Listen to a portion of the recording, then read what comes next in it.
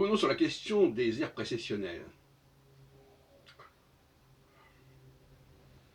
Actuellement, je pense qu'il n'y a que 4 périodes au cours des 26 000 ans, et non pas 12. La division en 12 est inspirée de la division zodiacale, mais il existe une autre division qui est celle du tétramorphe, une vision fondamentale dont j'ai parlé fréquemment, à savoir qu'on la retrouve dans le livre d'Ézéchiel, on le retrouve dans l'Apocalypse, on retrouve dans l'arcane, le monde du tarot, on la retrouve avec les 4 évangélistes, on le retrouve dans le Sphinx, le taureau, le lion, l'homme et l'aigle. Et c'est là une structure zodiacale première, un proto-zodiaque, si on peut dire, qui aurait été mélangé ensuite avec un autre zodiaque, inspiré par la symbolique des mois de l'année, qui est elle-même liée évidemment au cours des saisons. Et vous savez aussi que les 4 étoiles fixes royales correspondent à ce tétramorphe. Antares est l'étoile fixe du Scorpion, mais le Scorpion et l'aigle sont rattachés.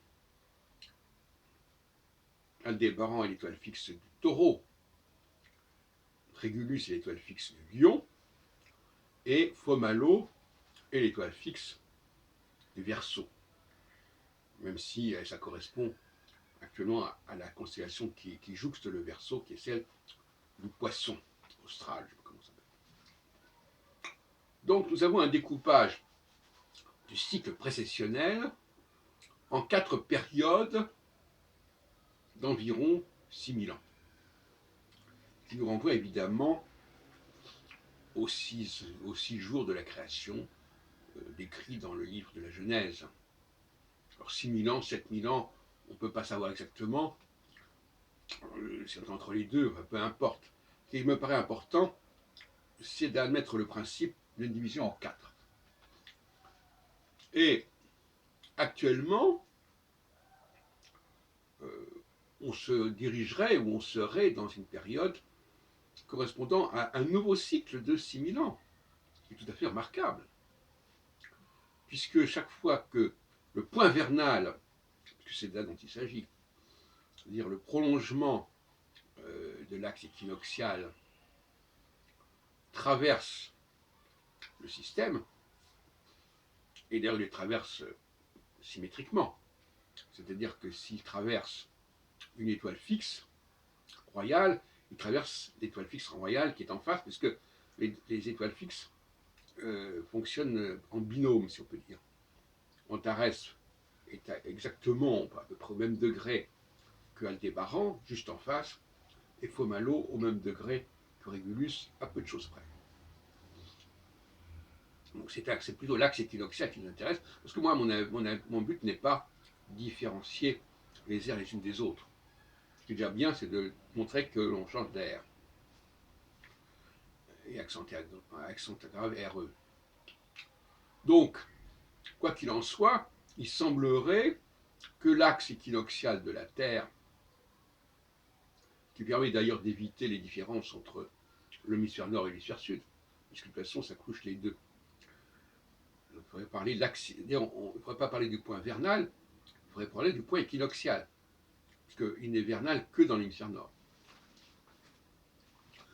Donc, je préférais parler du croisement entre l'axe équinoxial de la Terre.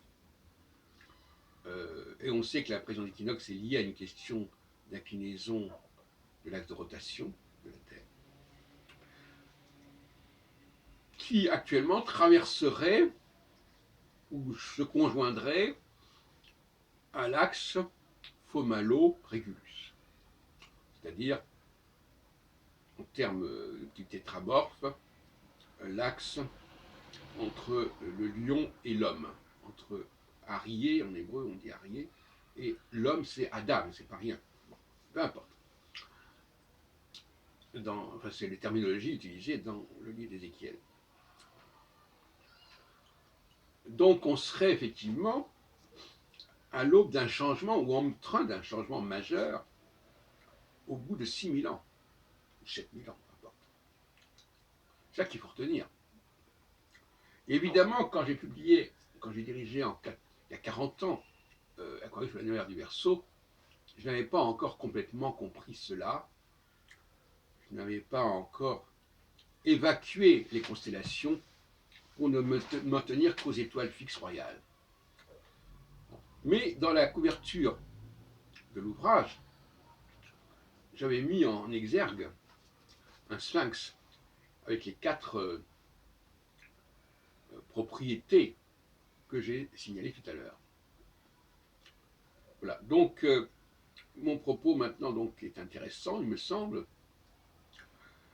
de se débarrasser de ces 12 constellations pour découper le cycle précessionnel et ne garder que les 4 étoiles fixes royales, d'autant plus que là, il n'y a plus de problème de précession des signes. Enfin, je veux dire, c'est plus tellement le problème.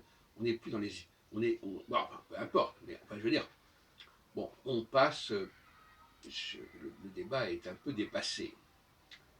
Donc, il s'agit simplement de vérifier que l'axe équinoxial de la Terre actuellement recoupe plus ou moins l'axe Fomalo-Régulus.